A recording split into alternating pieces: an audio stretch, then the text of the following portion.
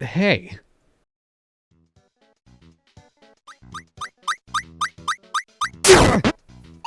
Nova's core, what was that? What is this? Why can't I say Nova's core? Landia's navel. Magalor's mustache. Andy, what's with all the swears? You sound like me on any day of the week. We're Kirby's again. I was too wrapped up in my internal monologue to notice. Otherwise that Waddle Dee wouldn't have gotten the best of me. That one over there? Yeah, the one with some of my blood on him. You know, the era of pixelated Kirby games may be long gone. We may never see another exquisitely pixel-painted game like Kirby Superstar, Kirby and the Amazing Mirror, or Kirby Canvas Curse ever again. Sure, they'll exist in our hearts, and extremely expansive retro gaming markets because Nintendo refuses to make their games available and affordable, but those experiences were the originals, the birthplaces of many of the powers, levels, songs, characters, and abilities we love today.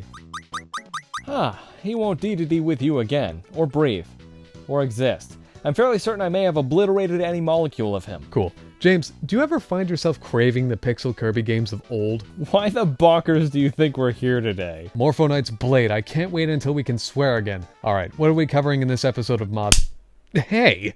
Kirby! I'm listening.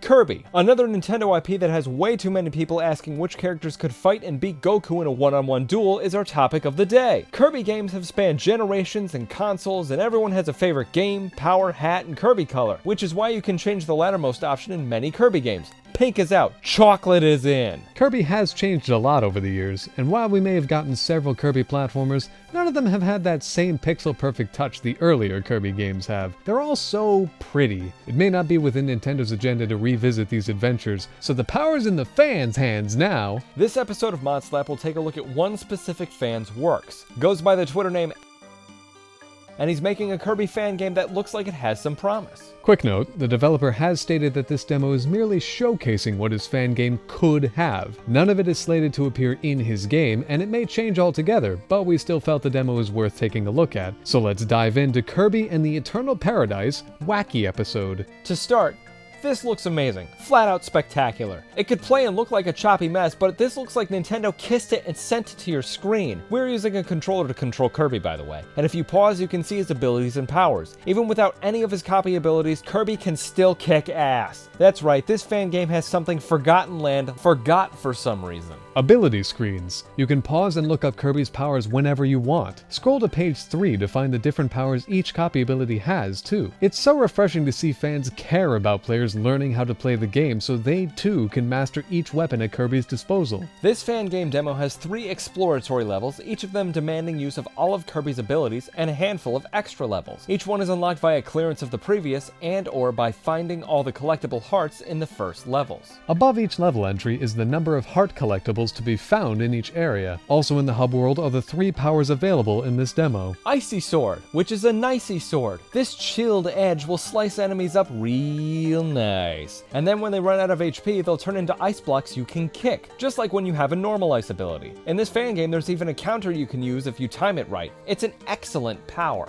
Fire, which is hot. This returning classic still burns enemies and has Burning's dash attack built in. But there's more! You can charge a blast of fire by holding the attack button and the opposite direction Kirby is facing. You can also charge a ground crawling fire attack by holding the guard button. Not only that, when enemies run out of HP, they become fiery balls you can kick into other enemies. It's a nice touch. Finally, Cutter, which rhymes with butter. Cutter remains largely unchanged from its other appearances. With a boomerang you can aim, the dash attack, and charging the throw will make the cutter you throw bigger. The only real big change is the air combo. If you press up and attack while in midair, you'll do this combo attack that looks like an up special from Smash Brothers. It's pretty neat. I'm sure you've noticed this indicator on the bottom left. What the flip is that? That shows you which 2 powers you have equipped, and allows you to switch between them. That's right, Kirby can hold 2 powers in this demo, and freely switch between them. You can even quick change between them for combos when taking on enemies, which have damage numbers when you attack them. A thing I never thought Kirby games needed, but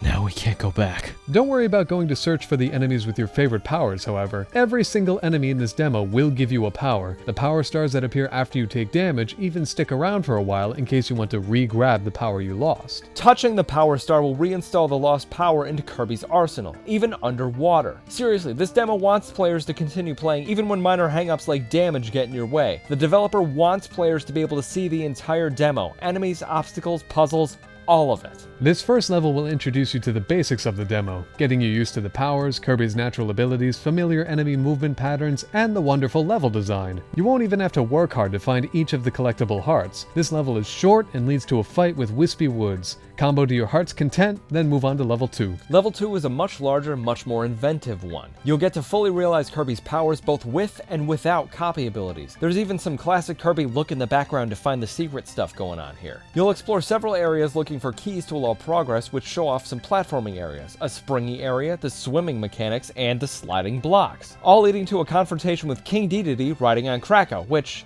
is kind of a funny combination, even though Dedede is really only there to indicate what kind of attack is coming your way. Level 3 is an amalgamation of levels and themes that don't really have a coherent connectivity to them, but it's more Kirby fun, so we won't complain. It leads to a final battle with Dark Matter, too. A perfect place to master the icy sword counter, the fire ground flare, or remembering how useless Cutter is in most situations. The final 3 doors are rematches with powered-up versions of the bosses you faced in the first 3 levels. Wispy Woods! Wispy Woods! Dang, I must be a genius! Double Wispy Woods! Krakow with the Venom symbiote.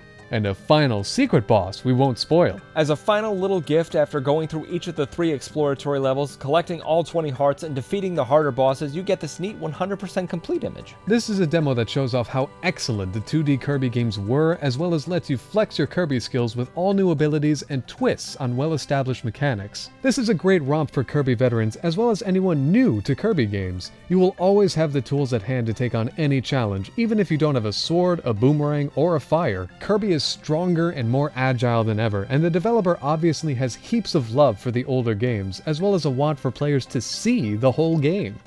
I'm not sure how much of this will appear in the final game or future demos, but I hope all of it returns. It is so fun, so inventive, and so satisfying to complete. I suppose my only real critique would be the fact healing items are so sparse. Kirby games allow healing often, whether it's via beating food out of enemies or finding stuff laying around, but this game could do with more healing items. If you have a hankering for some classic Kirby with a twist, then check out this demo. The link is in the description. We really enjoyed this pile of Kirby fun, and we're sure you'll love it too. Alright, thank you for joining for this episode of ModSlap. What do you think of Kirby's Wacky episode? What mods do you think we should talk about next? Be sure to let us know exclusively in Kirby references in the comments. Follow us for more. Have a day. Bye. What mod should we do next, Andy? A mod that puts my fist in your face.